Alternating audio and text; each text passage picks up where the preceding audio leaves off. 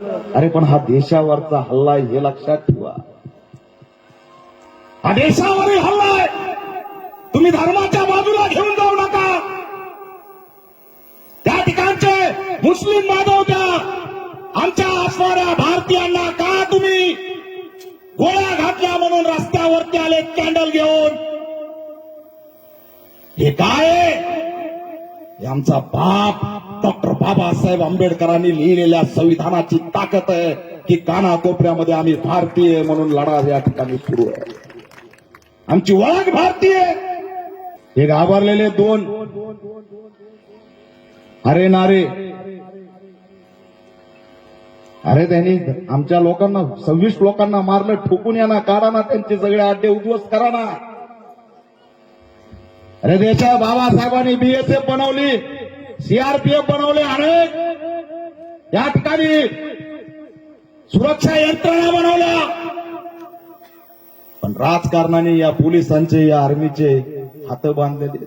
थोडं फक्त यांना जर ढिला हात सोडला हे असणारे आतंकवाद्याला ठेचल्याशिवाय राहणार नाहीत. पण त्यांना असणार संधीची व्यवस्था देत नाही.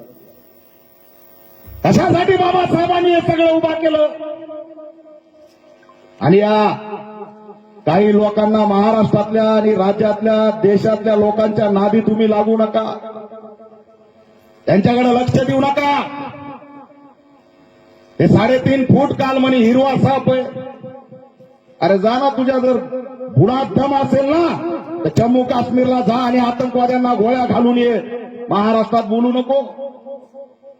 इथं आम्ही एकत्र राहतो. बाबासाहेबांच्या समानतेच्या धर्मनिरपेक्षतेच्या भारतामध्ये आम्ही भारतीय नागरिक म्हणून एकत्र राहतो. कुणी धार्मिक या ठिकाणी अजेंडा चालवण्याचं काम करू नये. मी आरएसएसला सुद्धा आवाहन करतोय की तुमचे लोक सगळे आत घाला. जम्मू काश्मीरला झालेला हल्ला देशावरील हल्ला आहे. आज मी दादर मुंबईला बघितलं की 2 मुस्लिमांना मारण्यात आलं. जर का बाबासाहेबांच्या या संविधानाच्या देशामध्ये धर्म म्हणून जर मुस्लिमांना टार्गेट केलं तर याद राखा, हा बाबासाहेबांचा निळा वाघ मुस्लिमांच्या बाजूने उभा राहिल्याशिवाय आणि समानतेचा नारा बुलंद केल्याशिवाय राहणार नाही. कशासाठी खपून घ्यायचं. हे नौटंकी चालणार नाही. देशावरील हल्ला आहे. तुमच्याकडून उत्तर देणं होत नसेल तर राजीनामा देऊन बाजूला व्हा. आर्मी ठीक करायला तयार आहे. राष्ट्रपती या ठिकाणी हातात घ्यायला तयार आहे. कशाला घाबरताय. आतंकवादी हल्ला झाला आणि तुम्ही घाबरताय.